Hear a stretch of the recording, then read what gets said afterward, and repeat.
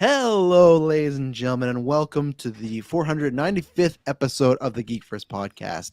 I am the burnt Trash Snail, and I'm joined by... I'm the OJ Orange Juice Taylor Field. Yeah, he's saying that now, but before he's like, I'm putting OJ in the name because I support OJ Simpson. He needs to be a free man and all this Exactly stuff. what I said, yep. Yeah, I got it recorded right here. No, but yeah, here we are. We're doing a newscast. It's a little delayed because, we got busy lives. We're doing so many newscasts and casts and whatnot and everything like that. And we'll get right into it. It's just a duo one. Later on this week, what do we got? Stranger Things. Me and Jessica were doing... have you watched any Stranger Things this week or weekend? No, tonight will be the first night. Oh, the first night. You're gonna cream through. Cream through it. Oh, You're gonna go through all 3 hours and 55 minutes tonight.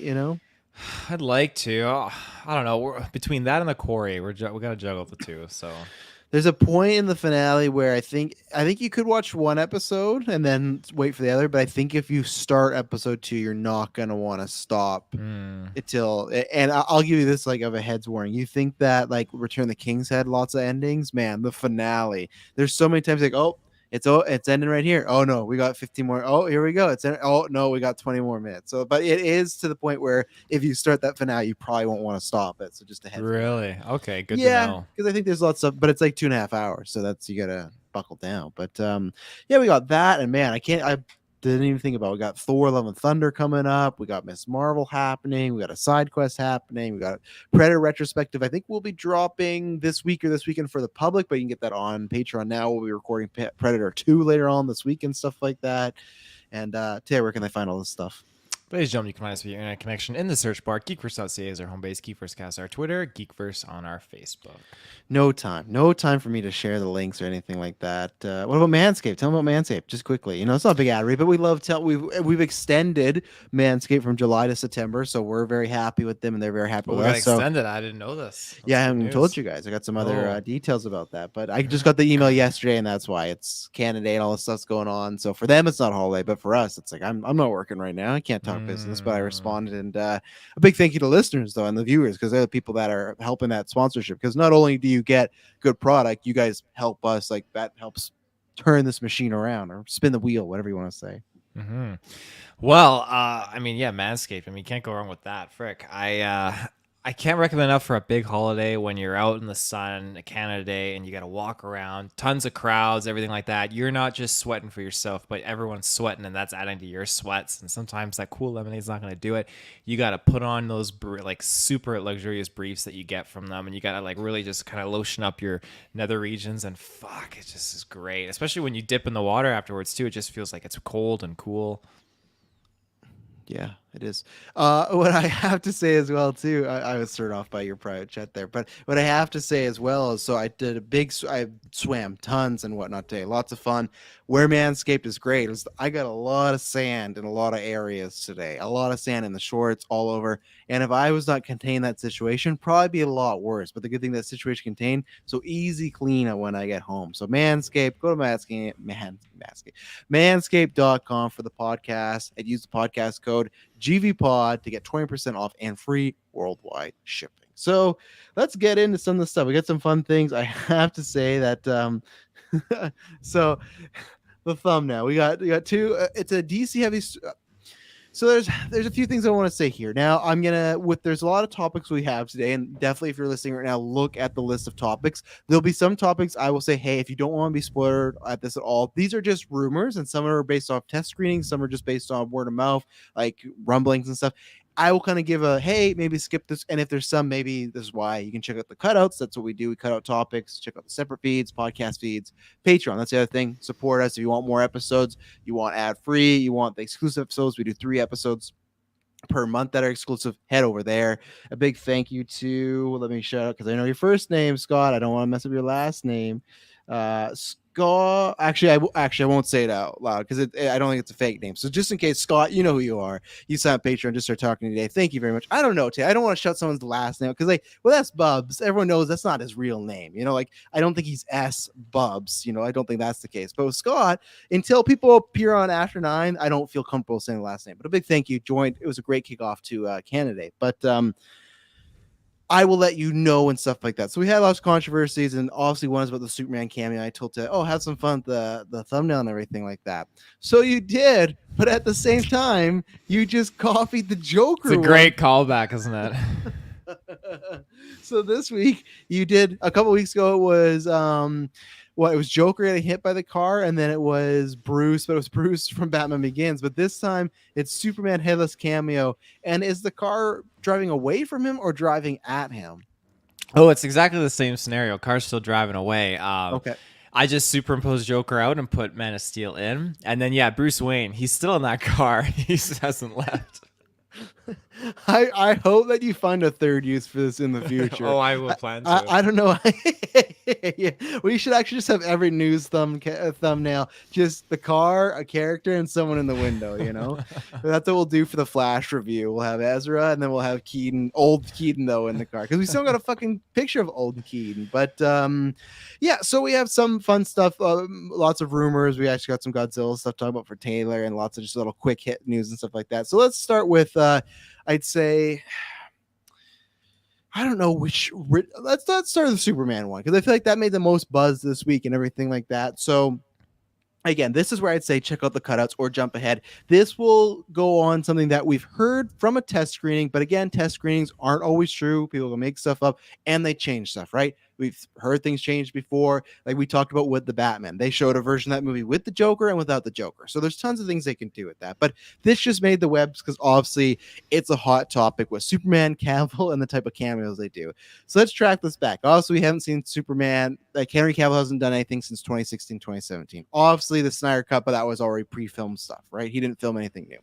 So it's been a while. And the rumor's always been that they haven't come to agreement on kind of two things, as far as one being money, and two, he was originally sounding like he was going to be in Shazam, but then he was always asking, like, what's next for me? Like, am I doing a big movie? Am I doing a team up? And it was always like, oh, we don't know. And it sounded like he wanted, a good rate, but also like, hey, I want a kind of a plan of what we're doing with me in this universe, because he loves the character, wants to continue playing and all this stuff.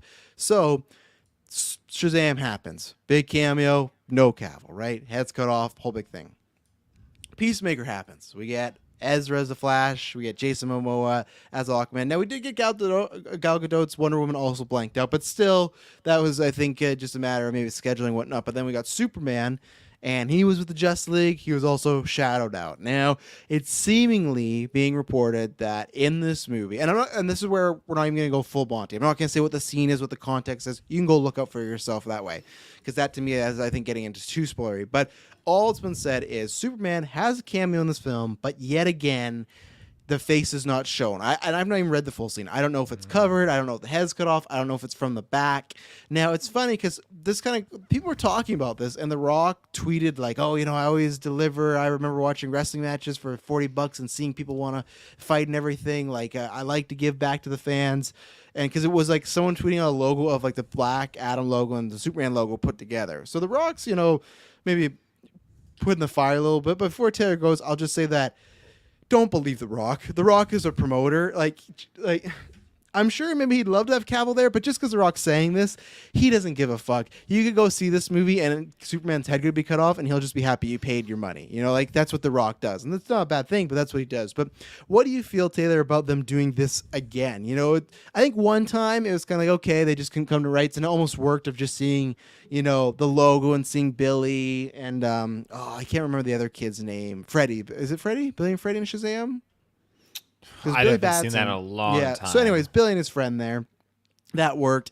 Even Squad, you can kind of say it worked. But what do you feel about now? Just one, the idea of getting another Superman cameo with the head cut off. And two, is this just, if we get this in Black Adam, do you think that is like it's done for Cavill? Like we've had 3 times now of the imagery, the symbolism of his Superman used, but not his actual face.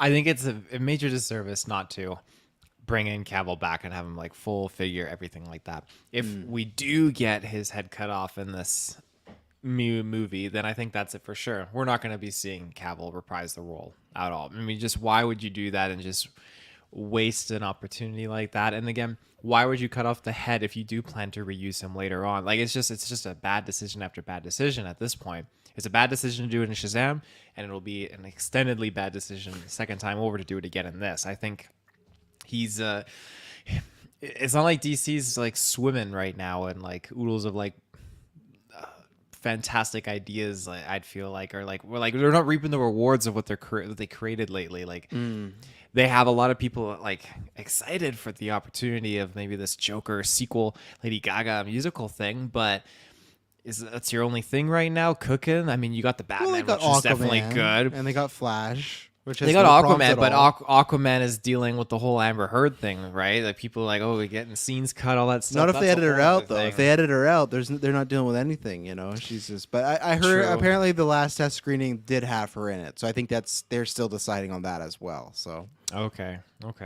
Well, I just think having with Shazam, having Cavill's head cut off just really just sticks to me. I really hate that, and I think this would just be a super missed opportunity not to include such a great actor. I mean, he's risen up, he's a major star now, and to ignore that is just you'd be a doofus. well, it's interesting because I don't know how to feel about this because they do want to have Black Adam versus Superman at some point because Black Adam, I'm thinking of him, this character. Rock's gonna always hint towards that, but I would just say hold off until either the Cavill thing's settled and that's happening, or you've cast a new person as Superman. You know, and I feel that if they with the Flash, it's introducing Supergirl, right? And if they want to go in that direction. I don't think you need Superman right now. Like I like Superman enough, but like I don't think they need Superman if they're gonna like if their whole idea is we want to introduce Supergirl, make her a big thing, but then also recast Superman. It's almost like you got to bench him. Now this is new ownership, and I remember when David Zaslav bought or he's talking about buying Warner Brothers. He said like he wanted to focus on big characters like Wonder Woman, like Batman, like Superman specifically. So maybe he is in that camp. But hey, we want to get things going.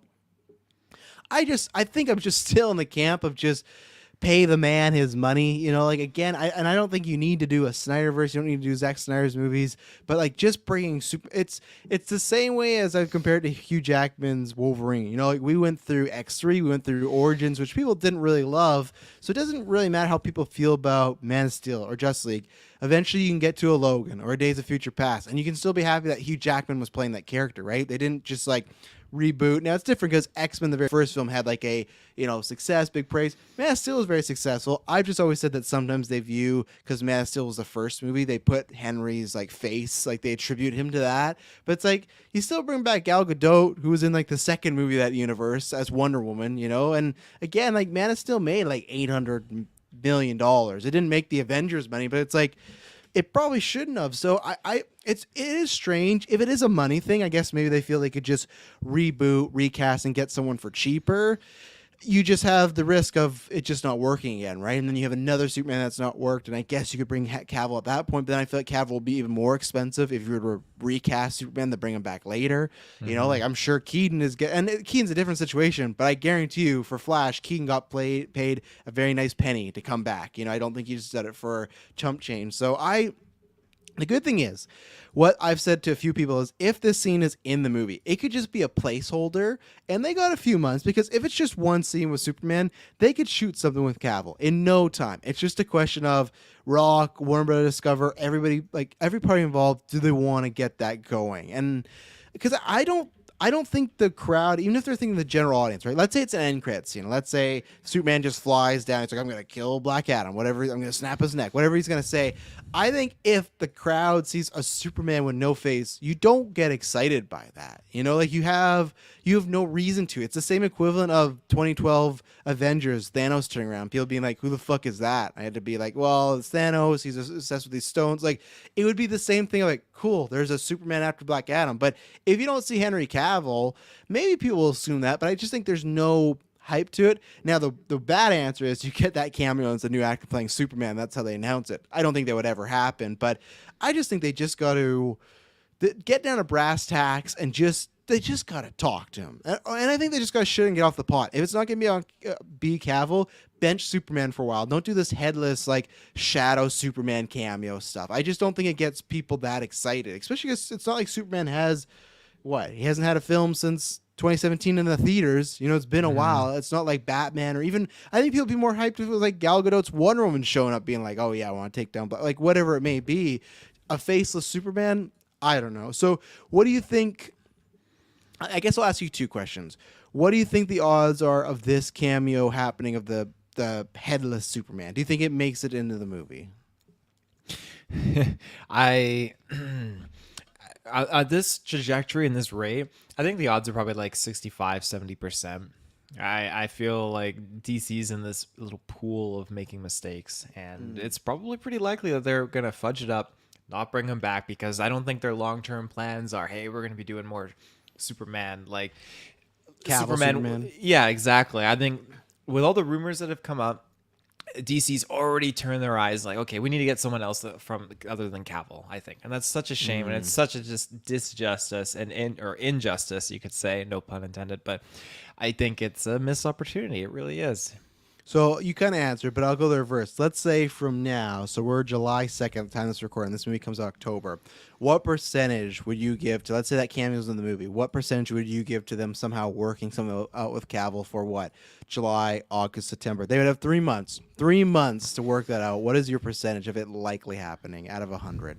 I would give it like 15 to 20%. I'll put it there, but I don't think it's likely. I'm with you in that 15 to 20 because I think even 25 that's too high. Like a quarter of it, I'm like, no, I can't go there. I think more in like the 15-10 because maybe the good hope that they have is maybe they just put this out and they want it to go out there, right? They want people to start talking about Superman being headless or faceless, whatever, and they see the reaction because again, this movie was made before the new owners happened, right? Like it was kind of in the middle of it, but now there's a chance maybe they look and they go, hey, people aren't really liking this idea. People might be bummed about. Let's figure something out here. So I don't think it's impossible. I think it'd be even more impossible that it might just get cut entirely. But I will laugh if just it's headless Superman and The Rock is acting all hype, like I gave you what you wanted. See, I told you Superman be in the movie, and Rock's not gonna care. He's gonna have his like scheduled tweet. He's gonna be naked in the gym talking about 94% of people love this cameo, and I can't wait to bring you Superman versus Black Adam in 2025. But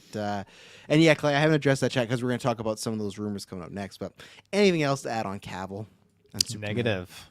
Well, let's talk about the other side of the coin. The other guy in the car right now, Bruce Wayne. I didn't mean to say it like the Riddler and Batman, but I did. But yeah, so this rumor had kind of come out like we don't know. Again, these are test screenings for Batgirl. Now, I'm not going to give any big specific spoilers here, and I'm going to find the tweet here in a second to give everything. But I'm going to start with like the main banana that we had kind of heard some of these rumblings before. And now it's kind of being a bit more certain as far as people that have seen it maybe saying this, that there's a rumor going around that, so Michael Keaton, after The Flash, there's going to be a whole new DC universe, right? All this idea of characters and storylines being integrated, yada, yada, yada. So what's happening is this rumor happened before, and now it's kind of bringing up again that Michael Keaton is playing the Batman. It's going to be the Batman in our new universe, but it's seemingly not the Batman from the 89 verse, not the exact version from that. And from this test screening, they did a few things where apparently they established that Batman doesn't kill, which, you know, everyone laughs because if you look at Batman in the Burton universe, he has like the most murders of them all racked up and stuff like that. They were saying that there's no Nightwing apparently right now in this test screening. And the other thing that was pretty spicy is that they confirmed, and this is what makes it more confusing, she was not in the movie, but they confirmed that Michelle Pfeiffer's Catwoman is like, there's something alluded to, like it's alluded to Catwoman and Michelle Pfeiffer's version is that version. So it's weird that you have apparently like they're taking Michelle Pfeiffer, they're taking Keaton, they're taking the suit, they're taking all these things, but apparently he's not going to be the exact same version. Do you think that this is going to, like, how do you take that at first when you hear that, Tia, as far as... I don't know what the fuck that means. Are you telling me? So, wait, we got all these... Actually, let me put it this way. So, hey, we're doing a movie. Mm-hmm. We got Luke Skywalker, Han Solo, and Leia Organa. This is a sequel to Episode 6. But you're already wrong. You're already wrong. They're saying this is not a sequel to Batman... As of right now, these reports, Batman and Batman 89 Returns, this is not a sequel to those things. This would just be like if, let's say, we got No Way Home and Toby and Andrew were in the movies, but they weren't playing their Spider-Man. They were just playing other Spider-Man, but not from their movies, you know? That just seems so weird. It's just a waste, like, because then you're... I get you don't want maybe to attribute or take into account those previous films, but then like why? That's So the question. It's I fucked. I think what they're doing here, which doesn't make much sense. I think they are a little worried about people in the Batman no kill rule, right? And I think what's going to happen is this is not going to matter because this was the exact post. Someone asked something no kill rule. He's killed all these people, and the person that put out these reports said this is a new universe. A new universe. Fucking Christ. A new universe formed after the events of the Flash movie. Michael Keaton's Batman in the new DCU will be an entirely new version. I think that's complete bullshit. And I talked about this with Clay, and I think he brought up a good point, where it's going to be a new version, but it's just going to be changing some things of the past. Technically, Val Kilmer and George Clooney are still his Batman, right? Keaton's Batman, like taking on. I think this is going to be similar to a Halloween 2018, where it's like this is a sequel to that movie, but we've changed some things in the continuity, the same way as like Michael and Laurie were sister and brother for decades, and now they're not. I think that's so they're saying it's not a sequel or continue. It's not a continuality from the Clooney Val Kilmer ones, but it's a continuality from the Michael Keaton ones. not even that exactly. They're just saying that it's a new Batman and the universe. Maybe it's almost like, okay, let's say if Batman 89 is happening, right? And that Batman could have went right and our Batman went left. We're watching the one that went right. So I feel like what I was talking with Clay is we're going to watch a Batman that is technically all new, but in a world where in 89's and Returns, he didn't kill at all. He made some different choices, but it's still kind of variation. Here's the thing why... it does bum me out, but when I think about it, one, I don't think they're going to really be that clear in the movies, and two, nobody, and I mean nobody, in the GA is going to look at it like that way. They're going to look at it as this is Michael Keaton from those movies in a sequel again. And I guarantee you, even the movie won't even be that specific. And if they are doing this whole kind of new continuity to be like, well, we don't want him to kill, all you got to do is just, hey, when he was younger, he killed people and he realized, man, I was doing this completely wrong. And that's why if he's training Batgirl, man, what a perfect storyline to be like, that's why I'm training you. I don't want you to go down the path I did. I don't want you to make these mistakes because I look back and did a lot of terrible things. See, it's so simple, but they paid someone a lot of fucking money to come up with this fucked up analogy. Mm-hmm. Like, hey, we're going to have Michael Keaton, but he's not the one that you remember. He's a same Batman from a different universe so that we can boycott the whole, he's not killing people, but you just solved DC's problem. And again, I don't care so much about Keaton killing back in the day because it's like it was a different time. Like Batman has killed in the comic books, yes, but I still think the prime version is him not taking lives, in my opinion, the most interesting version. But in 89 and 2000 stuff, they didn't care that much about the adaptions and everything. So I think they just they're trying to find a way around it. What is interesting though, and that's why I'm very excited for this movie now, from that. Because what was the exact wording of that? It just said, because I don't think she's in the movie, Michelle Pfeiffer is Catwoman of this universe. So that's what gets me super excited. Because she's also said she would reprise the role and do it. And I think that is the next best step. That is the money. The same way we talked about with Star Wars, where it's like, okay, once you did the original trilogy, who do you got? Well, you got to do you, and then who do you got? Well, you got Hayden, who do you got? And it's like, we talked about this on the newscast last week. Well, that's why I think Natalie Portman will return at some point. She's another one that, okay, once Keaton, you've advertised that, what's the next thing? Well, you got to get Pfeiffer. Well, you don't say O'Donnell. I was gonna say Danny DeVito. You got to get him in there. Well, if he hasn't killed, he could still be alive, right? And Jack's Joker could still be alive. Yeah.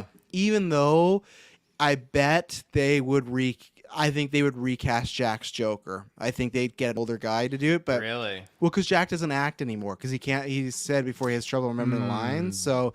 But money can do amazing things for the mind. So I can't do that amazing things of like cure you misremembering that. But at the end of the day, do you think this is going to be like a big thing? Like, do you think it's going to be a big thing in the story, or it's just going to be maybe some little line here and there, or it will not even be addressed at all? These are just kind of, like I said, rumors right now. And is it really going to matter? I don't think it's really going to matter at the. Maybe I'm being a little blunt about it, but just the way they'll set up like the rumors and little nods and stuff, that's great for people like you and me that will be more in tune with this. But for the most part, I mean, shit, I'm going to see this movie and think, this is the same fucker from the Batman Returns kind of thing, right? So And like, at the end of the day, too, if they came to me and Warner Bros. Slapped me down and said, "No, this is a new Batman. You got to deal with it."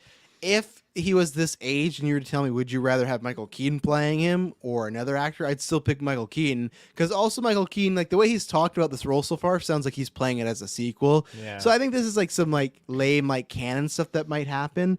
But really, it's not going to matter in the long run. And at first, I even thought that when I saw it, I'm like, oh, this is lame. Like, I don't want this to be the case. But at the end of the day, I just feel like it's going to be, okay, he was this Batman from 92 on, and then something happened in the multiverse and crazy things happen. And you highlighted that. I feel like, why did you highlight that one from Places? I highlighted Michelle Pfeiffer as Catwoman means no Gotham City Sirens. I just wanted to highlight it because I don't see how that means no Gotham City Sirens. We Yeah, I don't literally in a either, place Clay. where we have 3 Batman right now. Yeah, so and 2 Harley Quinns and stuff like that. Yeah. If anything, I would have thought Zoe Kravitz as Catwoman would have stopped that before Michelle Pfeiffer. Because Michelle Pfeiffer, Yeah. I don't even know if she'll be in the suit, but they'll play up the more love angle as far as like, I don't know. I don't know where they're gonna go with Robert Pattinson and Zoe Kravitz Batman, but it's like I feel like they're gonna. I don't know. This long-term prediction. Do you think they're gonna end up together? I thought they would, but we just did that with Hathaway and Bale, right? Where Batman and Catwoman end up together. So like, here you go. You're not prepared for this topic at all. What do you think happens to Batman and Catwoman at the end of the Batman trilogy? Well, maybe at the end of the Batman trilogy. Yeah. Well, they could be getting together, I guess. Because they didn't really get together in the last movie, did they? They just kind of parted ways. We know she's coming back, but we just don't know in what form. I mean, she could die. They could do some shenanigans with her. Who really knows? I think I see what he's meaning here. Okay, because technically they're saying that because Margot Robbie's Harley Quinn would be this, which is so fun. Like, we're definitely going to need a comic book because then we're living in a world where Margot Robbie's Harley Quinn is Keaton's Harley Quinn, which does not make complete sense, but it is kind of funny where when you did back in the day, I don't know, I think we've talked about this, but have you heard the plot of Batman 5 of Clooney that never happened? Yes, I have. You told me about this. Yeah, so it was going to be Scarecrow, and the rumored pick was Nick Cage. We've talked about this before. But then it was going to be Madonna playing Harley Quinn. That was the Joker's daughter instead of his lover. Now, I don't know if you could do that, but again, if Margot is his Harley Quinn, that to me either says 2 things. One, she might be recast, and we've talked about it before, and that might not be in the universe. Or 2, that I think they'll just recast Joker and kind of change it that way. But so let's take Pfeiffer, Margot, Fan I said it would be a weird team up. I just don't see it. I agree with you, but at the same point, you could do like Pfeiffer as like the older veteran with Poison Ivy and Harley. So I think there's somewhat of an angle there you could do. And how is Margot Robbie like Keaton's and Michelle Pfeiffer's Harley Quinn? Because she's not. She's Ben Affleck's, isn't she? But what the point is after Flash is this universe that they create, Batman, like the new DCU.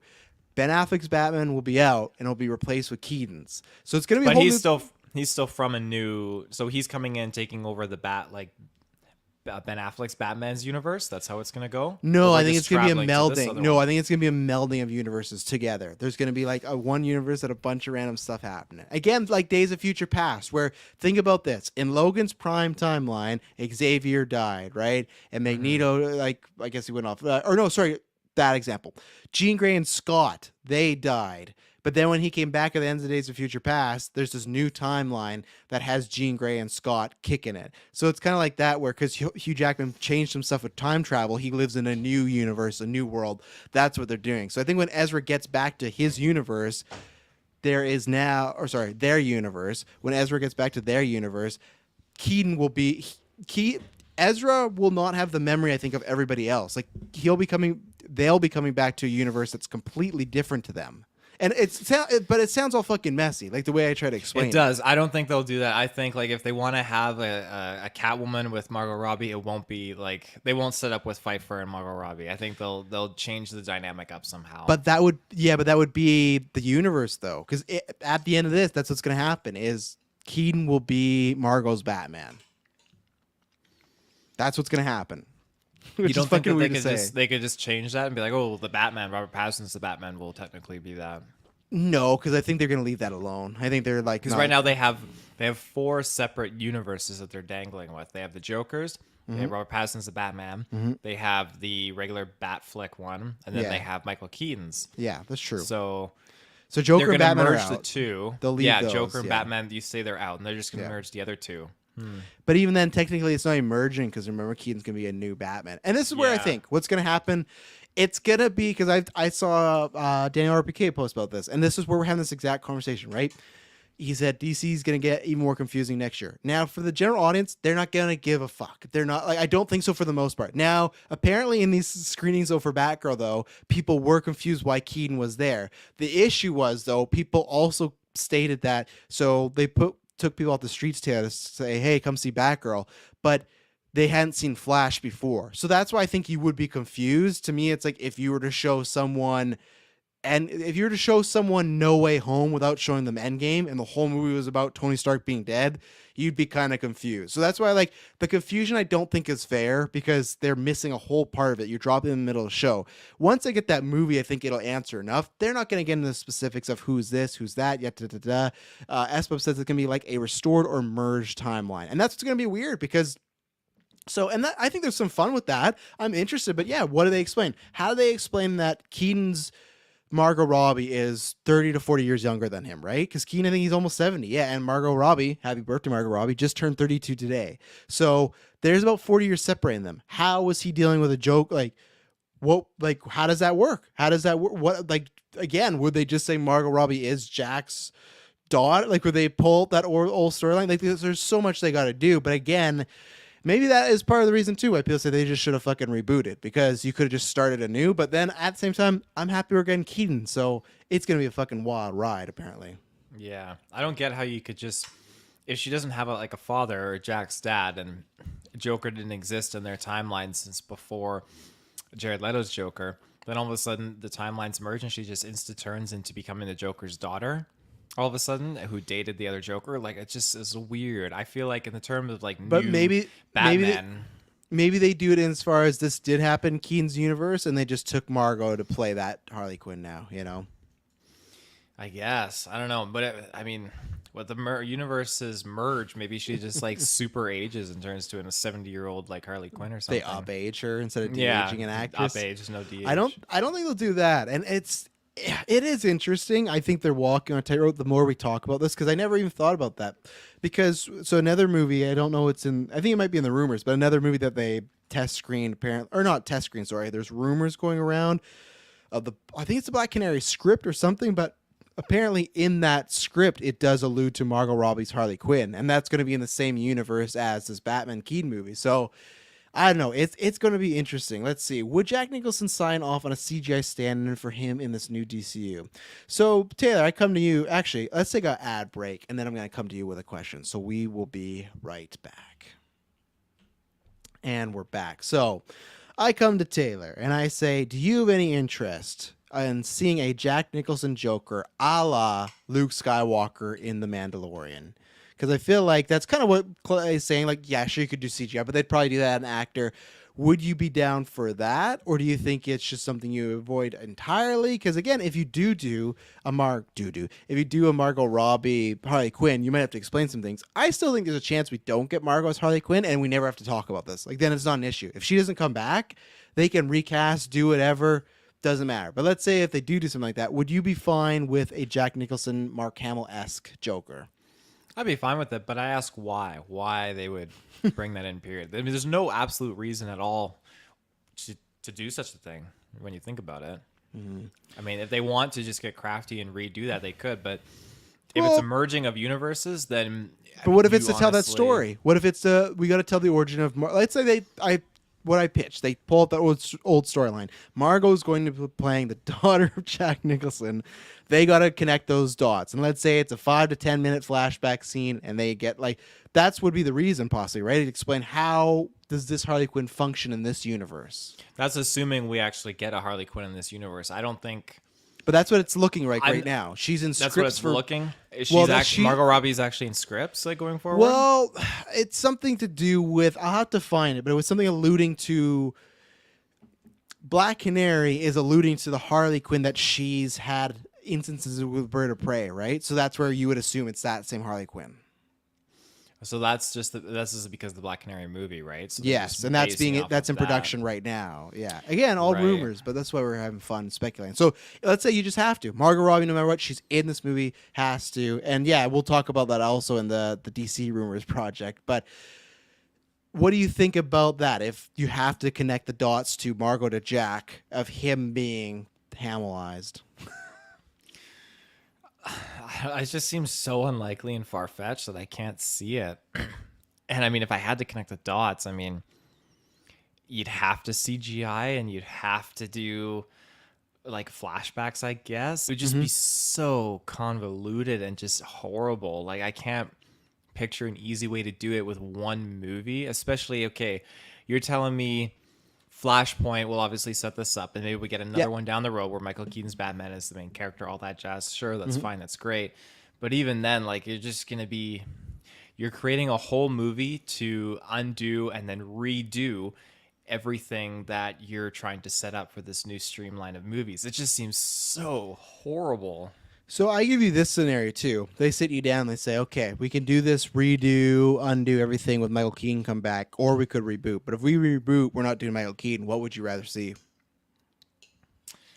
Uh, That's the tough part, right? Because my brain tells me I think it's smart to reboot. Let's just start over and start anew. There's lots of great actors out there. But fuck, I want to see Michael Keaton. And from my podcasting brain, I cannot wait for these movies to come out because the confusing mess that we have these conversations like we're having now when we get this all confirmed. Which again, this could be changed. There could be a different writer that says, "Hey, let's do this. Let's confirm that. Let's not do that. Let's change that." That's what test screenings and scripts are for. There could be that script with Black Canary, and then they say, "You know what? Take out Margot Robbie's Harley Quinn. We don't know what we're doing with that." So Yeah. all of it can be changed. That's what the fun of this is. But same thing. I ask you: you reboot it all, no Keaton, or maybe this, meld the universe with Keaton. What do you pick, Taylor? I mean, there's such a more richer popularity for the DC fan base and the community to want Keaton back. Mm-hmm. But for the sake of the storytelling and the company, I feel like a reboot would be better. But Mm-hmm. the weird thing is we're getting reboots and we're getting like weird continuing spin-offs with Keaton. So they're just fucking got their hands in both pots. What if they were to ask me, and obviously I have to choose one or two, so like I'm not playing the game, but I would say reboot the DC universe, and then what you're doing with the Batman and Joker, do that with Keaton. Do your own separate movie. Do, as we've all said before, do Batman Beyond with Keaton. That's how you do it. You get him back, and you can do a little universe there. But not a perfect world. And again, I still don't. I want to see Margot Robbie continue. I want to see Momoa, and that's the other reason why they won't reboot or they don't want to, right? Because they want to keep these big stars that are like Momoa, very successful, Yeah. Gal Gadot. So we'll see. Oh, S Bub's hitting our heart right here. That's how we get Samara Weaving as the Joker's daughter from the Burton universe. Fuck, Samara Weaving would be great. She's, I have her on my comic book draft. That's happening again next week. I probably won't drop her, just as a little spoiler. But yeah, that she would kill it. She'd be great at almost anything there. I think I had her as Catwoman at one point too, but didn't happen. It's always great, so we got that. So anything to add on this specific? Keaton will come up again, but anything to add on this specific universe hopping melding thing? Is your brain scrambled? Is it all over now? It's just fucked, man. It's so convoluted. Jesus Christ, DC. I mean, Marvel at least did something right with their time travel and their interdimensional, multiversal travel and dimensional. Fucking hell, though. DC. That would be 3 different universes, and I think it would make money, but then you're risking people wanting to continue that universe even after the story is over, which is true. But I think as of right now, you have the Batman, that has a sequel. You have Joker, that has a sequel. I don't think the Batman Beyond universe, if that were to happen, it's not out of the realm possibility you could continue it, right? Because they're showing that. So as long as it makes money, they wouldn't care. They wouldn't care. It's that's all that matters. All these are products, right? So speaking of products and speaking of DC, we got some more rumors here. So I'm gonna find the whole list here because there was so these rumors, these are almost like in the BS meter, but it's like from the 4chan like DC leaks or something like that. So we're gonna have some fun here. But I'll hit you with the first one, and then I want 2 things from you. One, do you like the rumor? And 2, do you think it's true? So I'm gonna start you with this one. This one to me is like the prime, like I will say that I don't know if it's true. I'll get into that, but I really want it. right now there's talks between the guy that was the director of the Lego movie, or was it Lego Batman? Chris McKay, I think it was. Anyways, yeah, who did Lego Batman? I don't know if you remember, a long time ago he was doing a Nightwing movie that kind of got scrapped. Right. But there is this rumor that this has kind of come back up, and this Nightwing movie would be him. It'd be featuring Michael Keaton, and it would be about the Court of Owls. What do you think about this rumor? What were the 2 impressions that I'm giving you for these rumors again? So, do you think it's true, and do you like it? Ooh, I like it, and I think it's true. I could see that, and I don't say that because like, oh, they're showing us a little bit of that in the game, Gotham Knights, but I think that maybe DC's gonna explore that because I think that they realize, hey, we kind of not tapped out our little market, but we've kind of branched into all these things repeatedly. But Court of Owls is the one thing that we really haven't explored, and I think that's definitely got opportunity to it. So I like it, and I do think it's going to happen. Wow. Well, you're lucky I sat back down. I had to open my window. I was like, oh, he's going to keep talking until I'm back on screen. I thought you were just like coughing up off air or something like that. No, I'll cough. I'll mute. I'll do. Ooh, he's just howling. But I won't. Someone's gonna use that clip. The Travis smells somewhere. He's gonna come back. Yeah, someone's gonna be there.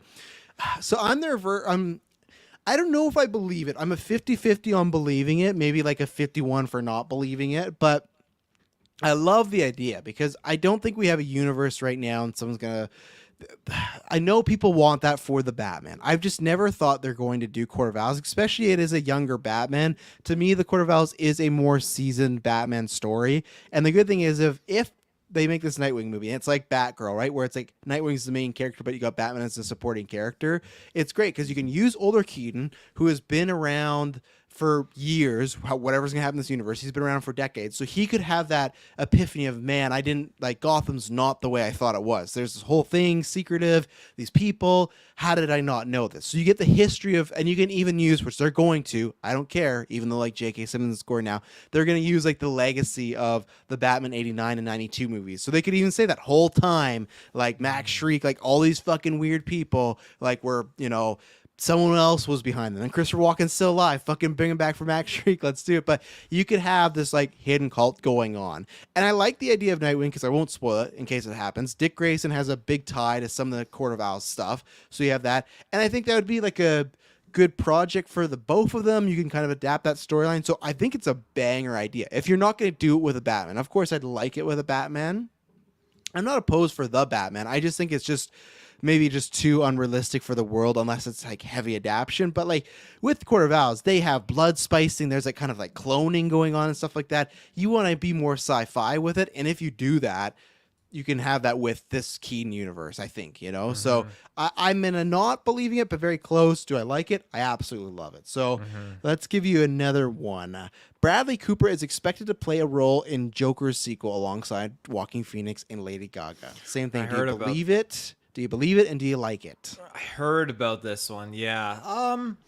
I like it, and I honestly do very much could believe it. It's after the whole thing with was it Faults in Our Stars? Not Faults in Our Stars. A Star Is Born. Star Is Born. Faults in Our Stars. That's the other one. Me? Are you kidding me? You're putting it had stars. It had stars in the name. You're confusing A Star Is Born for Fault in Our Stars. Get out of here. That's a very sad movie. But yeah, so is Stars. So Born. is A Star Is Born. It's a very sad. Have you ever seen A Star Is Born? I have. Yeah, I'm pretty sure we own it actually too. It was a sad movie. Is very, Madison in the room? Movie. Did you just look at her when you asked if you owned it? No, I looked at the door because she's watching your every comment. Yeah. No, it's it's definitely a likely thing, and I would definitely like to see it. Seeing Lady Gaga with Joaquin Phoenix kind of like having that dynamic would be interesting because I mean my only used to comparison is seeing her in that kind of dynamic with Bradley Cooper. I haven't seen the other one, House of Gucci. Yeah, House of Gucci. I haven't seen that yet. And Bradley Cooper wasn't in that, was he? No. Just Adam Driver. And I mean Jared Leto. So I mean she's already got some experience working with the Joker, I guess you could say. So it'll be interesting to see. a movie like that with Bradley Cooper like kind of playing another character, I guess, involved, because it would have to be like maybe another villain so he can attribute and work with Harley Quinn a lot, but it's a musical, so Would he be a villain in the sense like a Batman villain, or like an antagonist towards our characters? oh, maybe an antagonist. Like He's a already got cop, yeah, doctor or he's got his something. foot in the door with superhero movies already, so he's definitely jiving with it as Rocket Raccoon. So Well, and you probably don't. I don't think you maybe knew this, but you don't remember that Bradley Cooper produced Joker as well. oh, did he really? That makes sense with Todd Phillips. Yeah, they had 'cause that they're a company little- together. Yeah. Right. Yeah. Okay. And is Todd Phillips? He's coming back for the second one. That was the thing. To direct. I would bump that up to a definite 100% yes. Then I could see Whoa, him. 100%. I'd say 100%. He might have a thing. It's kind of like the Bruce Campbell and Sam Raimi. I'm not gonna go that far, but this is good. He's going to be the voice actor for Scarface. That's that villain puppet I've shown you in Batman before. Oh, I was trying to think like, so why the fuck Yeah. is Scarface Yeah. on this movie? Do I like it? Yeah, sure. Bradley Cooper's great. Like, I'm not gonna say no to Bradley Cooper in anything. I actually think if it's true, I lean to it being true, but it's also, this is like a super easy rumor to throw out, right? Because it has so much believability. I'm actually gonna say no, but I'm not super confident. But just because I feel like it might be too much stunt casting now, I think the ways it would happen is either he's in it in a small role or he's in it and it's not announced. The same way, I don't know if you saw this, so I'm spoiling it a little bit, but the movie's old. Robert De Niro was in American Hustle with Bradley Cooper, but they didn't advertise that, or at least it wasn't in the marketing. So I think it could be something like that. I don't think it would be another huge role. Also, I think Bradley Cooper is currently directing something. So maybe it ends and he is, good to go. But usually if he's directing something, he's going to be in post-production, promoting all this stuff. I don't think he's going to have time for a massive big role. So if it's something, it's smaller. And yeah, I'm down for the reunion for both Phillips and Gaga. So we'll see. So this was a little while ago. I don't know if you remember that they were talking about J.J. Abrams. He was producing a Superman movie. Are you smiling because the bike went by? Is that why you're smiling? No, I was just Oh. stretching my mustache. You stretch your mustache. Just like, yeah, just like, Oh, right. So anyways, a while back ago, they announced that JJ was producing a Superman movie. There's a writer called I don't know. He's not Prince. He has a name. Tanashi Coates. He was writing the script. So apparently, and this is one that's already been mixed. So this is the fun thing. But he delivered his first draft of Superman movie in December, which had a black Clark Kent during the 1940s. Remember we talked about this, the idea. I remember. Yeah. Warner Brother has ordered rewrites, and they want the movie to be set in present day with the idea of a race-bent Clark Kent has been totally gone, discarded. Further details have been completely hidden, but apparently this is a reboot character within the DCU. Now, there's other scoopers that came out and said, I've heard the opposite, that they love the draft. So there's not much to go on here, but we talked about this, so with the reboot, as far as, let's say this melded universe, it happens, right? And there's Supergirl and we're going to meet Superman. Would you believe / like that we will get a new Clark Kent that's not Cavill? Do you think that's likely, or do you think they would just bench Superman for a while? Like, where are you if that does happen? If Cavill's gone, do they bring that character back right away, or is he sitting around for a bit? That's how I'll kind of spin this rumor.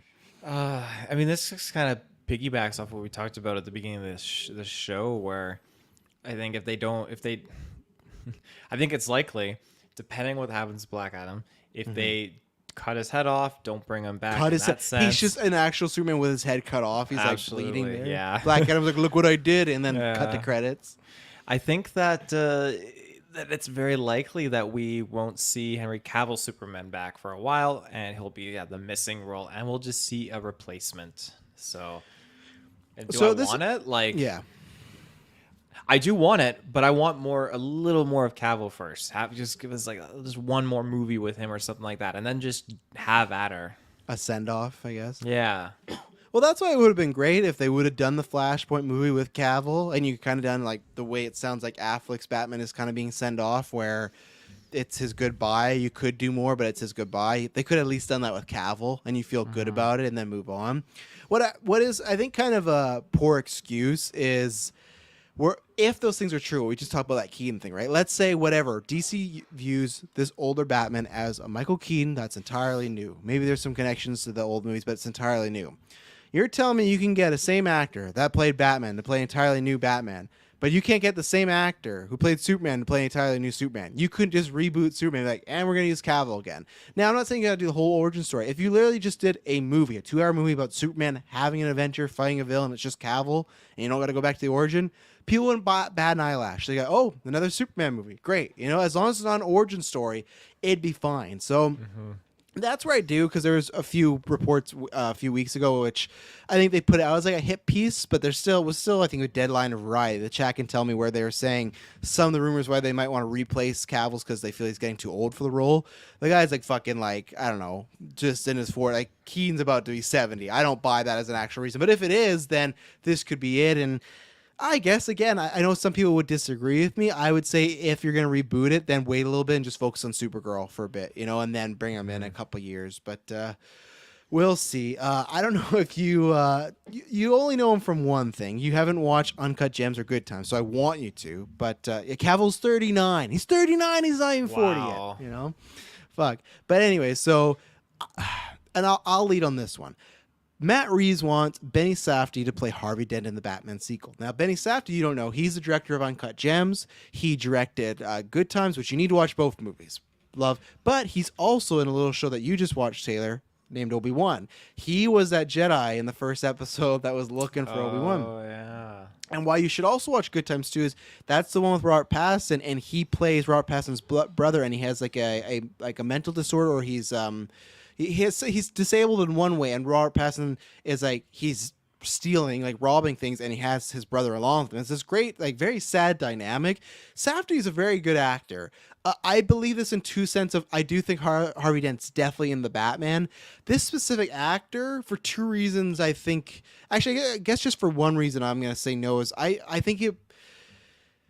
Matt Reeves, when he casted Robert Pattinson, put that picture of him from Good Times, right? But I feel like maybe I'm wrong. I was gonna say, would he want to put Pattinson and Benny Safdie back together again? But at the same point, you haven't seen Good Times. There's a bunch of people who haven't seen Good Times. So for a bunch of people, it'd be entirely new.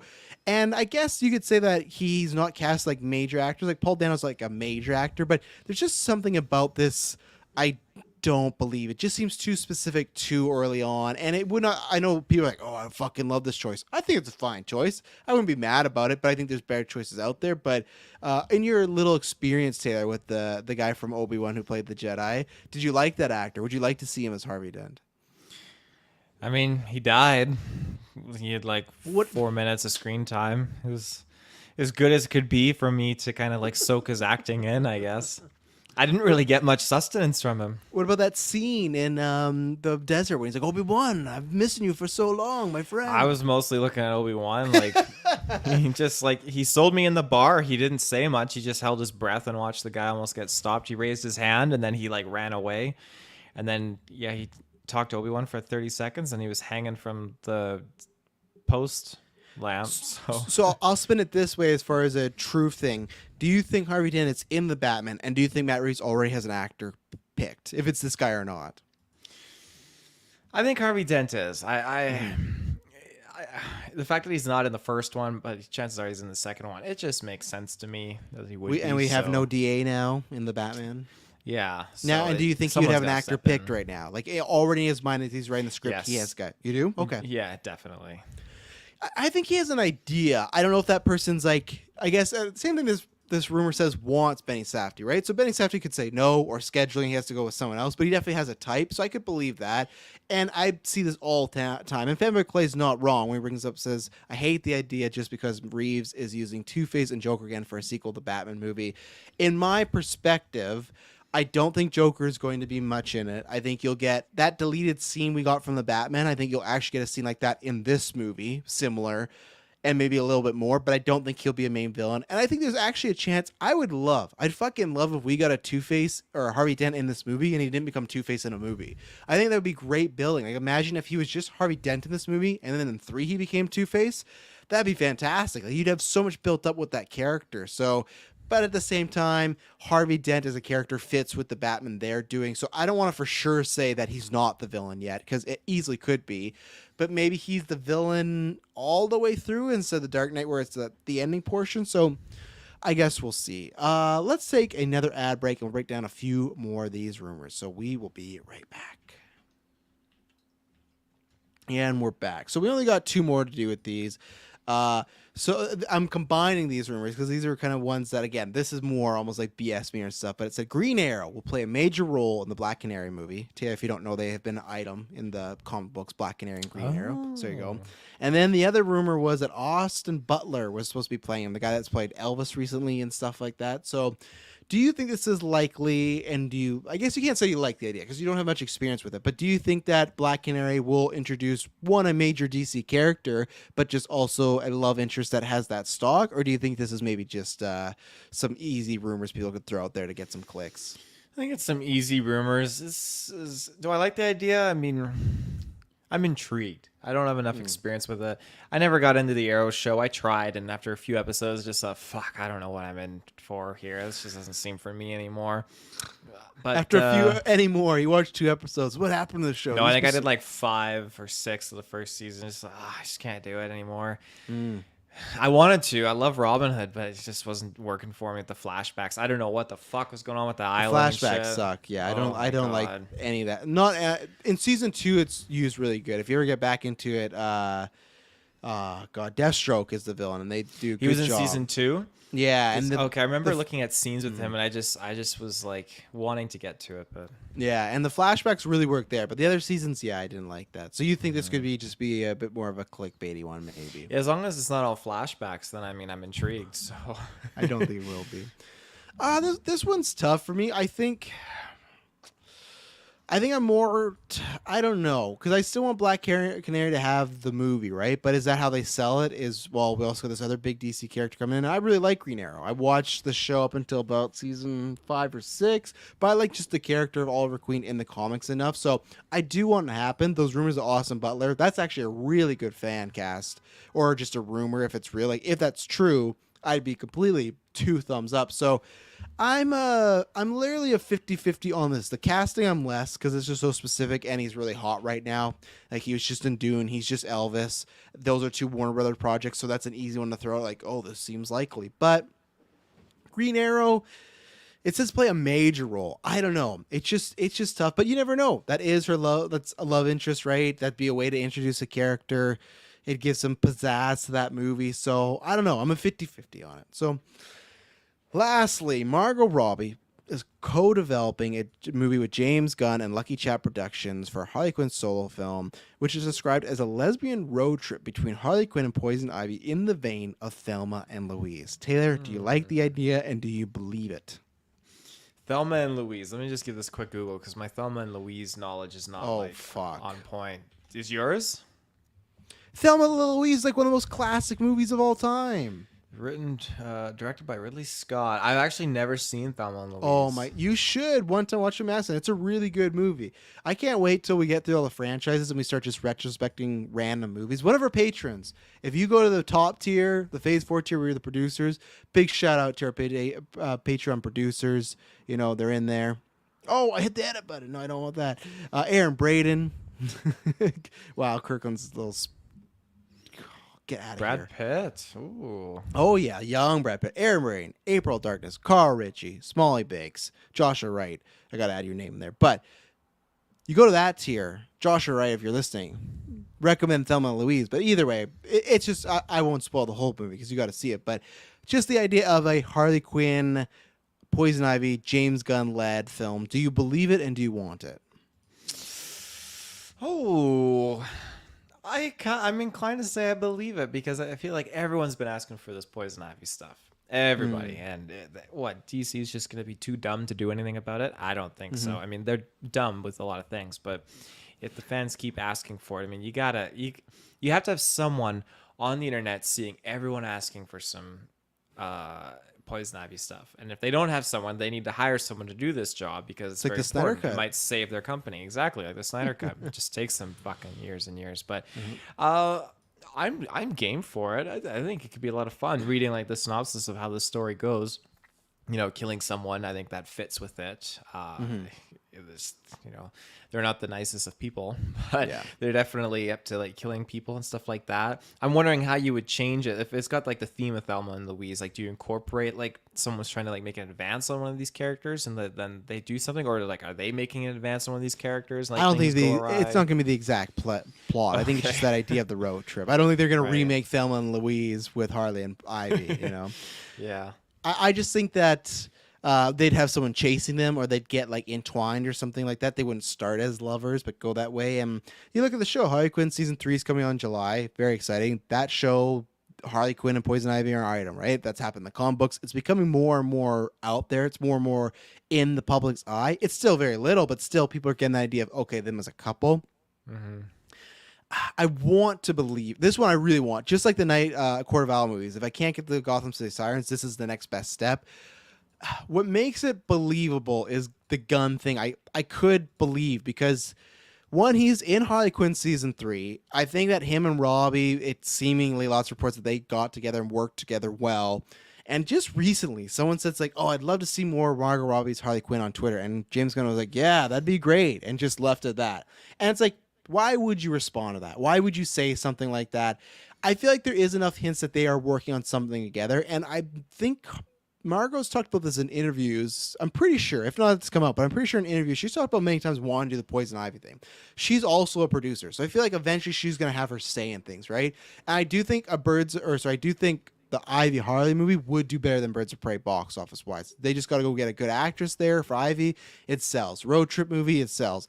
And I think it does a good for like lots for just the brand as far as representation, showing this character we had to have Eternal, some people whatnot, but if you're taking a main character like Harley Quinn, putting her in a movie and showing her in a lesbian relationship, and it's not played off as a joke or just a side thing, that's a huge thing. That's going to be a really important thing that you could do and have a good movie about that, and have it about, just because she was starting with men, whether she's bisexual or she's lesbian now, like a kind of outcoming of a woman and just like her life change, like lots of things you could do. So that idea is great. I like it, and I do believe this one. I believe at least that Margot and James Gunn are working on something. Now, it could fall apart and maybe it doesn't happen, but I believe there's at least plans to. And does it happen? We'll have to find out. Fanboy Clay says, I think it will be a lot for a character development of Ivy than a road trip. I feel like there's going to be a lot on the chopping block. Maybe, I guess it depends how they go. I think it all depends on the meeting. If it's Harley and Ivy have known each other for a while and we're catching up, then not so much. But if it's their meeting for the first time, yeah, it could be, because even Kathy Hahn for Birds of Prey had to cut some stuff. So the good thing is with DC and Gunn, they seem to really like him. So I think they will let him play around quite a bit. So we'll see. Who do you have as Ivy now that Gaga is off the board? We had talked about that a few weeks ago. I can't remember who you picked. I can't remember. I think I picked Rebecca Ferguson as like my pick, even though I still think they would want to get an actress that's bigger, more of a name. But I think Rebecca Ferguson's my current pick, but she's still not the same way with Gaga. I was like, this is the perfect pick. I'll accept no one else. Of course, I'll accept someone else, but it's like that was perfect in my mind because that was a great actress and a great name. Rebecca Ferguson's a great actress. I don't think people know her name well enough yet, so I think there's lots of great actors who could do it. But that's mine. Who was yours again, Taylor? Oh, right. Yeah, there you go. You know. Kate Beckinsale. Well, yeah, I know, but say it for the listeners, God. Well, there's some DC rumors. So let's move on to the MCU. We only got one story for the MCU this week. That's very light, but it's probably because we got Thor: Love and Thunder, a bunch of stuff happening. There was a scooper. I guess he's more of like a rumor guy, or she's more a rumor guy. We don't know. But the big thing is that they supposedly got right the Barry Keoghan as Joker and Gaga as Harley Quinn before that thing had popped out, right? So this newest rumor is Ryan Gosling is filming a project next year for the MCU. No idea what the project is, no size of the role, no hero, no villain, nothing like that. Just he is filming a project next year. Now, this could be completely, wrong, not true, but it's fun. We like to talk about it. Taylor Field.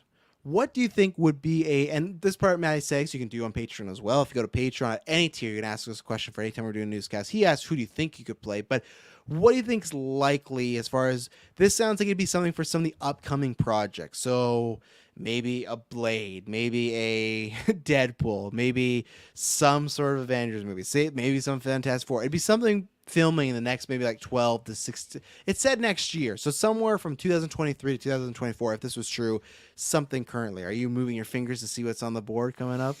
That's the problem though, because 2024 we don't have much confirmed stuff. I think Ryan Gosling would make a fantastic Deacon Frost. Deacon Frost. Oh my god. Yeah, let's see it. Let's get him in there. Is that your actual pick? You think you'd be Deacon, the villain of Blade? I think I could actually see him as Deacon Frost. I mean, that'd be perfect. Make him the fucking vampire god. Oh, Ryan's born for this role. That's what they bring in Ryan Gosling for the vampire god. Yeah. Oh my god. Okay, and I guess it's kind of like the same thing as the MC or the DCU, the DCEU leaks. You said okay, what you think would be. Is this something that you like the idea of him being the MCU, and do you believe it? I like him being in the MCU, and I do believe it. I think it's something that'll inevitably was going to come around at some point. Well, because he's one of those few guys. He hasn't popped his or his comic book cherry yet. He hasn't been in X-Men, DC, Joker universe, Keaton universe, all this sort of stuff. Hasn't started filming yet. No, it hasn't. It was supposed to July, and then they pushed it back. It is this year, so I think Taylor's still wrong on that aspect. But for Taylor's credit, we still don't know exactly what's filming next year. So I think there's two things. Here's my serious pick. Do I like it? Of course. Ryan Gosling, if I'm making a list of the 10 best actors in the world right now, he's on it every fucking time. He's great. I can't wait for Barbie. As Bubs confirms, Blade was supposed to start filming soon, but the rumor is it's going to get delayed again.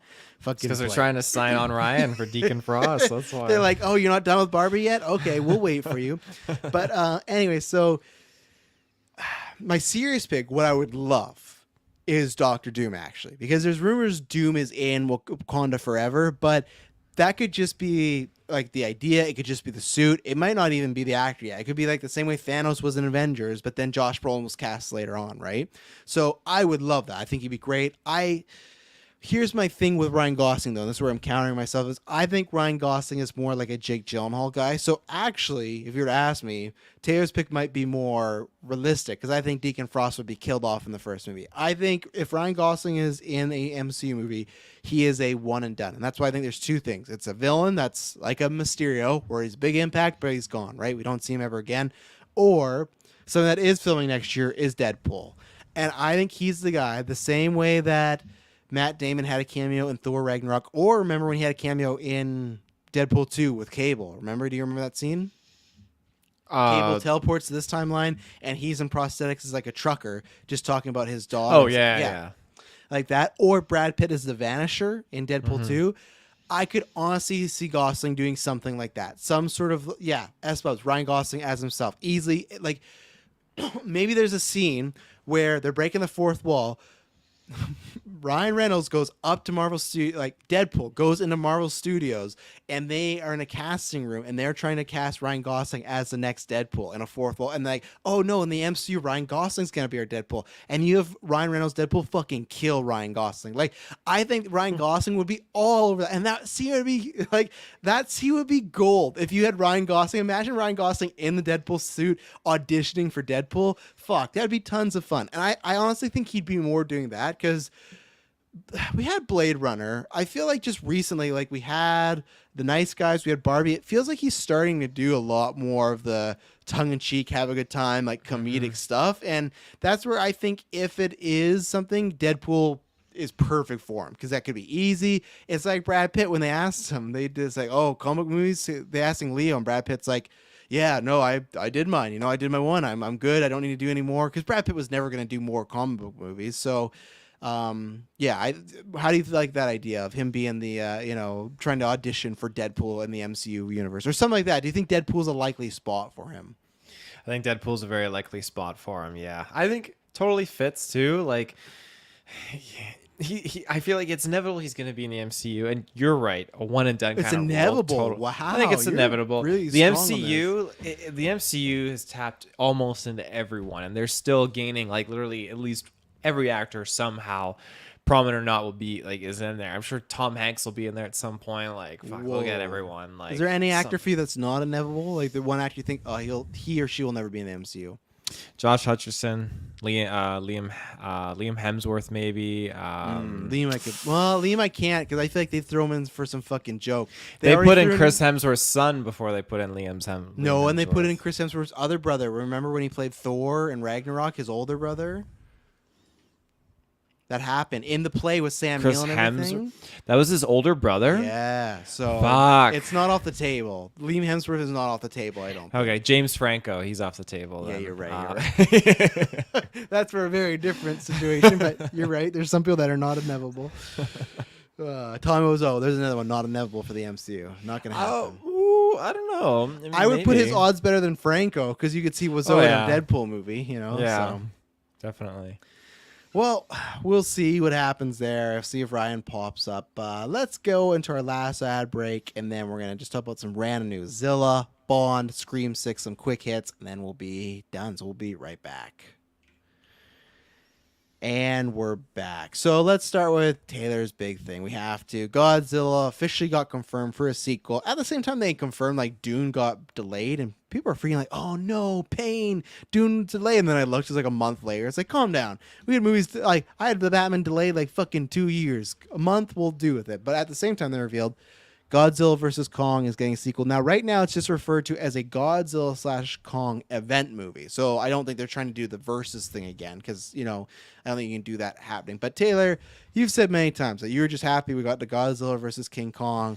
And if that was it, you're happy with it. But now that's not it. In 2024, you are getting a sequel. So are you happy about this? And two, you were hyping it. You're like, oh, I got some bad guys we could see in this. Oh yeah. So the floor is yours for the Godzilla vs. Kong, and I will respond accordingly. So yeah, March 15th, 1 hour 2024.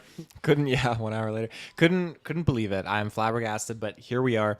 Now, again, that first Godzilla movie, absolutely love it. It's fantastic. It's amazing. Then we got Kong Skull Island. That's definitely its own movie. We reviewed it. Go check it out.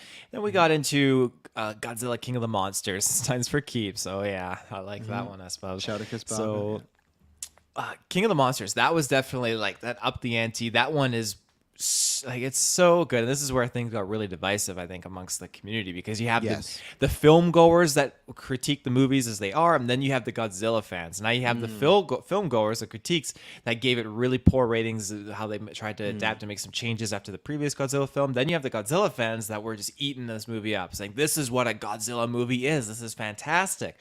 So when they did a movie that was genuinely for the fans, it was poorly received by the critics. And so it's just this weird dynamic that they're trying to balance. And sure enough, when you get to Godzilla versus Kong, which they already started production on that, which I'm glad because with how the critics kind of took in King of the Monsters, it seemed like, okay, if they didn't already start on Godzilla versus Kong, we probably wouldn't have gotten it. And that scares me. But we got this conclusion to this arc. And while I definitely put Godzilla King of the Monsters above Godzilla vs. Kong. I like Godzilla vs. Kong for what it delivered and what it gave us in terms of all the kaiju and stuff, and then getting Mechagodzilla. It was great. It was fantastic. It was an adventure. And that came out mid-COVID, streaming-wise. Yes. They did release it theatrically after when theaters opened up for a period of time, but I didn't go. I honestly just enjoyed seeing it on the screen, and then I picked up the steel case, of course, after when it came out on DVD. So when this movie came out, I think it was not to pump COVID up, but I think COVID definitely gave it this good prime slot because when it released on streaming and everyone's at home, everyone is already doing the streaming with HBO Max and Crave. So everyone's already in the prime condition for it. It releases and it did great. It was super, super like, when I say great in terms of numbers, it was definitely not poorly received. It was received like well enough to just kind of pump it along. And now here we are getting another one. Now, like you said, like I was happy that we got Godzilla vs. Kong, and it ended at a point in time where it concluded the story relatively well, and I'm totally okay with that because I didn't expect to get anything else. And there were rumors like Son of Kong, all that kind of stuff. Fresh news: Eminem is currently looking for Ezra Miller. This is getting crazy. Is this an actual thing? I have no idea about this story. If that's a true thing, thank you, Fresh News. We'll have to look this up and. Right, Taz looking at it. I was gonna look it up because you're talking about Zilla right now, but he's doing a Google search. Oh my god! Anything popping up? I don't know. I don't see anything. So maybe you just did a good troll. But anyways, go back to Zilla and Kong. We'll deal with this another time. Yeah, so I'm we got Son of Kong, rumors, stuff like that, and yeah, now here we are. We're Sonic getting Kong? Son of Kong, Oh, okay. Sonic Kong. That's another He's just Clash a big blue. crossover. Yeah, Sonic versus. I wouldn't even want that. I want Sonic versus Zilla because Kong. It's just like Mm. Sonic's gonna beat him. Kong's Oh a yeah. bitch in this universe. God. So my biggest fear is that they're gonna start up a whole new arc in this monster verse, Mm. and then it's this next one's gonna be poorly received, and we're not gonna get a continuation for it. And I genuinely do believe that this new one isn't going to take off. I do fear that it's going to be poorly received and people are going to just not be jiving with it. Mm. And while maybe some Godzilla fans might appreciate it, I think overall the critics aren't going to like it. And it's going to have a theatrical release. I think there's too many things and factors that are going to kind of kick it to the curb. And it's going to set us up for this whole fresh new arc, leading it with new characters and stories, because there's a rich storyline with Godzilla they can dabble into. And they're not going to continue on, and it's just going to crush me. And that's why my hopes are going to be too high. It's just going to suck. It's going to be a downer. So ultimately, I want them to create a new standalone, like they did with King of the Monsters, create this adventure with these characters and with Godzilla, and then leave it like that. And if they do have that continuation, they want to spearhead forwards into this storyline, then give us an end credit scene like they normally do with like, oh, we found King Ghidorah's head and we're going to use that. Oh, we found cave drawings of Godzilla and Kong, something like that, and just leave it like that. And that way people can be excited. And if we get another movie, that's great. But don't give us the big ass like cliche ending like they did with Pacific Rim Uprising, where at the very end of the movie, not even I think in a post credit scene, they're like, yeah, well this time we're gonna take the fight to them and go through the portal and stuff. It's like, oh well, that fucking never happened because we didn't get that Pacific Rim 3. So they just gotta play it carefully, because Godzilla is one of my like, I fucking love Godzilla so much. And now that we have like a consistent whole universe, monsterverse set up that's like not rivaling the MCU, but like we're getting there, maybe 28 movies some We're point getting here. there. Yeah. We're getting I'm there. I'm so on board, so So in another would you rather though, would you rather have no movie at all or one more movie that sets up some stuff but we don't get to see anything else? I'd take. Oh fuck! It'd be so painful, but I'd probably take the movie. Oh just yeah. just to Oh get yeah. it. Yeah. Of course you would. Yeah, you got to see it. And I think you are right in your assessment of not only just the streaming. I think Godzilla versus Kong, it came out a time where it felt like one of the first big blockbusters again to see in COVID times, and we were just people are dying for content. They just want something new. They just want to see something, right? So I think that did help it out quite a bit. I don't know what that would do for the sequel as far as now it's like, oh, we're getting big movies all over again. Maybe I don't have to see Kong. I have choices and stuff. But I guess the hope is that this did better than they expected and people maybe liked it, right? I think the route that you're pitching is probably the route they'll go because those were the rumors, right? That if Godzilla vs. Kong already wasn't filming at the time after King of the Monsters, they would have not done it. That was the rumor going around. But I think if they have that mindset going in, that they may think, okay, this might just be one and done. Let's make it just so you can come and sit and watch, enjoy a big monster bash, and then leave. If you want to see the next one, great. But if you don't have to watch all these 2 to 3, 4 films to catch it. And you didn't really have to, but still, you don't have to feel like you're missing out. It's just you can just watch them as like little anthology monster movies. So I think they will do that. And I think that's the smart route. And I think it's smart to try it one more time. Now, yeah, if it bombs or doesn't do the greatest, could you lose some money or is it worth the waste of time? Maybe, but why not try? Because people came up for last one, and I don't know how it's gonna do. The good thing is I don't even know. I think what did that Godzilla vs Kong even end up with? Like 400K or 400 million or something like that. I don't know, but I'll take a look. Well, did you want to pitch your villains? I'll pitch my villains. Yeah. Okay. So I'm just looking like at a couple like Easter eggs for the movie, but like the big kicker was that I was anticipating in terms of this works for villains, but aliens are a big thing in Godzilla. Yes, Like his universe. that was the rumored end credit scene for this one. Remember, That there's was rumors rumored about end that, yeah. credit scene. Yeah. And Also, I got the budget because the budget was 155 to 200 million, and they made 470 million. But there's a chance it could make more than that in a non-pandemic world too. So it could be like just match it. So you might go, it's still not the greatest, but if it matches the last one, it might account for some of that stuff. So I see. There are these little critters, rock critters, I think they're called, that do play a Raw, part. RAW. Rock. They were one of the Rock. little crab things in Godzilla versus Kong, and I think they have an association with one of the villains here. So, first one I'll pop up is Destroya. Oh, So yeah. he definitely, yeah, he's got some ties already because there's some creatures that are somehow they form his body or something like that. Very wild stuff. Yeah, Destroya is one of the aliens, so this is a potential villain that I'd love to see.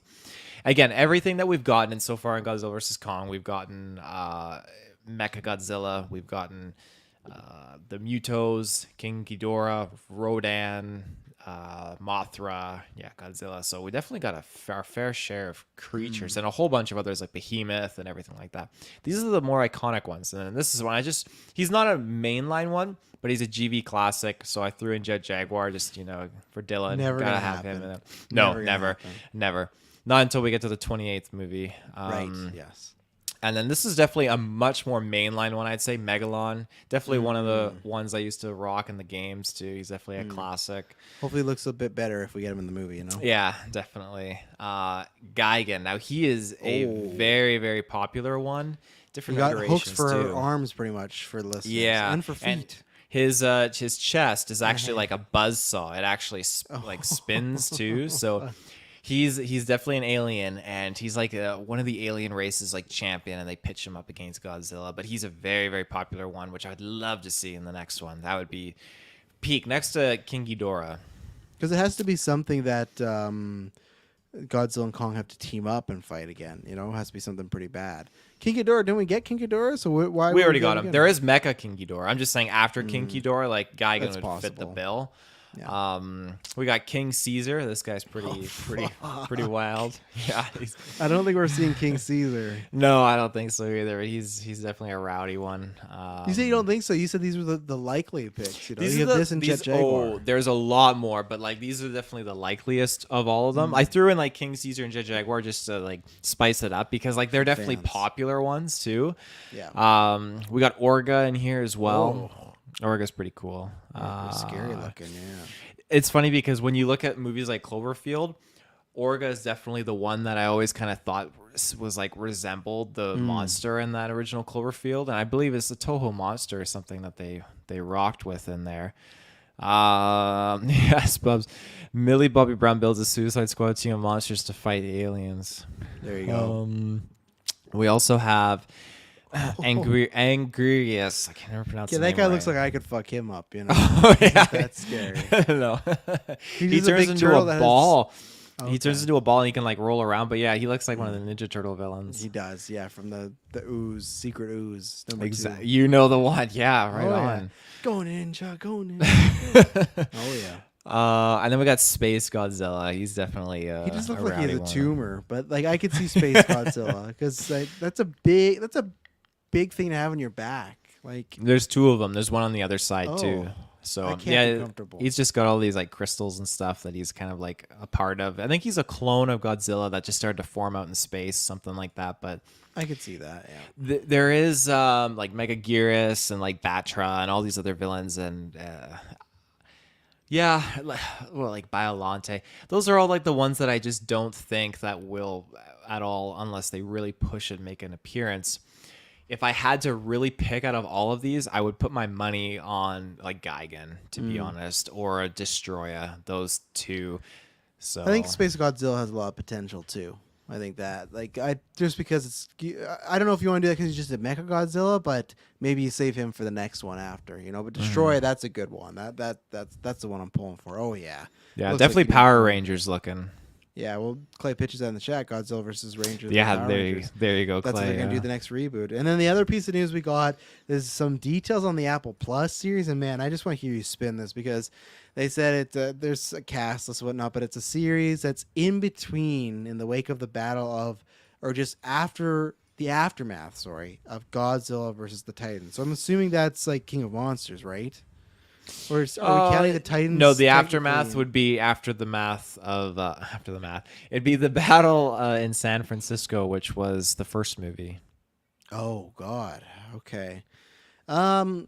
And that's all listed. Man, I don't know what's going to be in the series, but for a logline to try and sell me, it's about the aftermath of Godzilla and the Titans. That sounds fucking boring. I don't need to, like, I don't watch the movies for the humans. And if this is literally just about the humans trying to pick their bootstraps up and fix the city, no wonder why Warner Brothers didn't go with that show. So I don't know. Like, I know you'll probably check it out because this is your vibe and your one of your franchises, but how, like, does this do anything for you at all? That log line of what the show's about? It does. I feel like there's a potential here to really get into it because the big kicker for me was when I watched these movies, there wasn't enough time in the movies that they could ever really address it. But when there would be Easter eggs and like Monarch was exploring things and looking up new locations for Titans, and you see a map up on the wall with like different Titan locations, I get so giddy because like I want to know, okay, what are these Titans that are in hiding right now? And I think this show, now that they're aware of it, and this is the time period where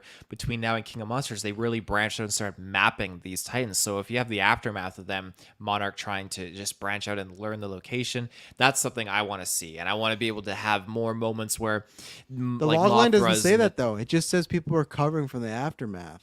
just a bunch of So PTSD. yeah, what if it's just people like literally cleaning up the city for 6 episodes? I mean, I imagine it has something to do with your thing of like trying to connect some stuff, but like especially too, like I don't even know what they might just call the show Monarch, but if you don't have monsters in this thing, I don't know how they sell this. I really do. Like to the average GA people, that those other movies were having problem bringing an audience when you had Kong and Godzilla. This is like, no, we don't have them. We have these people. well, that's what the critics were saying initially. We want more people stuff. And then, No, it was not. yeah, and the first Godzilla movie is like we want. No, the first No, Godzilla movie was first like, hey, we Godzilla- want more no. monsters. That's what they said. Yeah. And then in King of the Monsters, they said, well, we want more people stuff because they focused on the monsters. So I don't know. I'll have to see. I would like it if we got monsters in it, but if it's just human stuff, then I don't know. I don't know. I don't want to see them with a broom and stuff like that sweeping up. I want to see them kicking ass and finding monsters. Yeah, well, there you go. I will listen to see what Taylor has to say about that one. I'll wait. I'll watch a trailer, but that's all I'll watch, this trailer. So, and finally, our last topic here is about Mr. James Bond himself, who is asking for humans in the MonsterVerse. I don't know, fucking sadists. You know, they want to watch some bad movies. I'm fine with humans if we do got some sort of good story. I think sometimes they put too many humans in there. They've got some bad dialogue, but we'll have to see. But talking about humans and people coming back, James Bond. So I think Barbara Broccoli, she's one of the main producers of James Bond. She said that you won't see James Bond for at least 2 years. And she said to go in production. So I honestly think it'd be 3 years, but nothing in 2 years, because they asked again, like, oh, who, like, you looking at people? And they're like, we're looking at no one. We're looking at a complete reinvention of the character. So Taylor, do you feel like that is a good move? Like, you had the last one end, but usually, you know, you have one end. I'd have to look in between the time of Pierce and Daniel Craig, but like, I don't think it was that long, really. I think it's like 3 years or something. So I guess it's about the same, really. If this came out last year, so it'd be about 3 or 4 years. Taylor's looking up right now, but what do you think, Taylor, about waiting a little bit and what do you take from about a reinvention of a character? Because you've had Connery, you've had Moore, you have Dalton, you've had Lazenby, you've had Bierce, and now you've had Craig. Like, it is one of these things of 4 years. Okay, that would be about the same, honestly, if it was 3 years from now and that came in 2021. So maybe it'd be like, or that, I guess that would be 4 years. So yeah, 4 to 5, somewhere in there. So it's about the same. That makes sense. I think with the Pierce one, though, it was like almost right away. They're like, no, we're rebooting it, we're doing this. But one, do you like that time frame of like waiting for Daniel Craig, or waiting, like getting away from Daniel Craig? And two, what do you think they can do for a reinvention of Bond? Because so much has been done already. Like, where do you go with it now? Like a reinvention would be like it would have to be a different ethnicity, different That's what I think gender, too, something yeah. like that. That has to be it. And they said they're not doing gender. They said they're not doing that. They said they would race swap Bond, no problem. But gender, they said Bond will always be a guy, which I honestly do agree with, because I just feel like that it's written to be a male character, like male attributes at least. So that's the way I view Bond as. The same way as like there's certain female characters. Like I wouldn't view like Harley Quinn and be like, you know, let's make Harley Quinn a dude. It's like, no, there's certain things about Harley Quinn, like how she uses it. So the race bend thing, though, is something they've talked about. Okay. Then, yeah, as far as reinvention goes, it would have to be just the race Mm-hmm. change thing. But in terms of like timeline, I mean, like release at that point, I think that's like within 4 years is totally fine, or 3 years, because in like 2 years they haven't started anything, right? That's what Mm-hmm. they said. Yeah, I Yeah, think they that's said totally you would get fine. production for 2 years. So let's say that's 2 years from now. That's 2024, and then the movie be out in 2025 if it all went to plan, or like it was all, it like no problems. They found actor right away. So that is literally 4 years from No Time to Die. Yeah, then I think they're busy. They literally just ended this franchise for the time being, and they got to work at rebuilding up a new storyline and everything. They got all the time in the world. Don't rush it. You know, if giving us a whole new character that is not who we're used to, which is Daniel Craig, then just take your time and just build us a really good reinvented character, right? Did you mean to say all the time in the world? Was that an on purpose pun? That was definitely not an intentional pun. Okay, well, there you go. So it's a song. It's a move. It's, they say it in the movie at the end. You got all the time in the world. Oh, good to know. Okay. It's a Bond song. Do you not know that too? Got all the I time know in the world. Skyfall, and Madison Okay. has me play that on repeat. Every day, play it again. Oh yeah. I agree with Taylor because, like, to me, the Craig was a reinvention because they had never done the origin story, right? And that's what this was of, like, how did Bond? And obviously, it's different because it's in this time. It's always, you could say it's a different Bond, but really, they haven't looked at Bond from day one to literally we got the end of his career, but still, Bond from day one, boots on the ground. Where is he going? To as once he's 007, and we got that right. So reinvention is, I think, like the only other thing I could think of is if they were to go back and place it in the olden days again, which I wouldn't be opposed to. If they sit there like, oh, we're gonna make another Bond movie that's set in the '60s, I'd be fine with that. I'd be like, okay, this is gonna be a cool, like, kind of freshening. Like it's been a while, right? But I do think it is the racing because I think that's something that they want to still change Bond with the times. And Daniel Craig's Bond was changing with the Bourne Ultimatum era, the Mission Impossible era, like being more serious, being a bit more brutal. And I think now you've seen lots of, like, the big thing now is like, let's actually have people represent different cultures now, right? Let's talk about, like, okay, if you were this person that was Bond, what would you have to deal with? You would deal with different struggles than Daniel Craig would, and vice versa. So I think that is the play, and I think that's also something that they have to take time to be smart. I think 4 years, it is something where it's like, that's a lot of time. But you got to remember, this movie was supposed to come out in 2020. So they've been sitting on this longer than even we think. Because we just think about, 2021 at the end of last year, right? That's when Bond came out. But this was supposed to be out longer. So Craig and this has been done for a while. So for even myself, it's like, oh, yeah, it's only 4 years. But really, it would have been 5, maybe even 6 years and stuff like that. So I think that's what they're going at. And I think that I do believe them for the most part that they're not looking at actors because let's say they don't cast this thing for another 2 to 3 years. They're going to be someone else that's not even acting or on the acting scene yet that could be Bond. Like there could be Yeah. somebody that you never know. The same way as, like, obviously these people aren't going to be Bond, but like when we watched The Black Phone, you had those two kid actors, right? I've never known them. I've never seen them. You could be a casting agent that's never seen these kids, and you see this kid, you're like, man, this kid's really good. I want him in my movie. So in 2 to 3 years, there could be a new, there could be the next Jennifer Lawrence, Chris Pratt already around in 3 years from now. I'm not saying they would cast them, but just saying Hollywood changes so much. So I think that's why they're not looking at anybody because, like, let's leave our windows open. It's not, as always, it's not going to be Henry Cavill. It's not going to be Idris Elba. It's not going to be those big name. Yeah, Cavill. Yeah, at least you're going to do this. But and they always pick somebody that they can groom and make their own big star. So as Bob says, we'll probably get the IO Interactive James Bond game in the Bond hiatus period. Yeah, I think so. That game that they're making, I think we'll get in hiatus, and that'll work good because they're saying they're making it their own Bond, right? So that'll be kind of fun. That kind of quenches the thirst a little, and yeah, and I think honestly, as I've said before, I'm a big Bond guy, but the more time away from Craig, the better, because Craig is lots of people's favorite Bond now, and also that just felt like such a definitive end of the character, where it's like you could never make a Bond movie again. I'd be happy to do that, and then 2 years later, be like, oh, we got a new Bond, and he's back on a mission. It would kind of take away some of that weight of that film. Now the film stands alone, of course, but in the moment you go, oh, do I want this Bond? And I think as the Wolverine thing, the further time away from Bond, the better for this actor that gets cast. Easier for them, whoever it is, to become Bond and not have that pressure. So, yeah. Anything else on Bond? Maybe they'll just be doing like a multiverses or something like that. Yeah, all of them get all the bonds. Yeah. The Yeah. new bond with like a bunch of them, and they're fighting Norman Osborn. Like, how'd you Yeah, get there here? you go. Yeah. Batman not from the Keaton verse, just Keaton as Batman. Well, maybe again. they just bring in Pierce Brosnan back, and that's it. Oh yeah, there you go. Don't even get a new actor in. That you do a Logan style with Pierce, that'd be great. Well, ladies and gentlemen, we did it. Newscast 495 is in the books. We'll be back next week. I think there'll be a couple newscast superhero drafts happening. Like I said, Thor, Love, and Thunder. Very fun time. Thank you, Taylor, for joining me on this one. I hope everyone's having a good weekend, a good Canada Day, a good Independence Day for people coming up. And if it's just a random day in your country, I hope everything's going well. So thank you very much. Promise you, I'll be boring.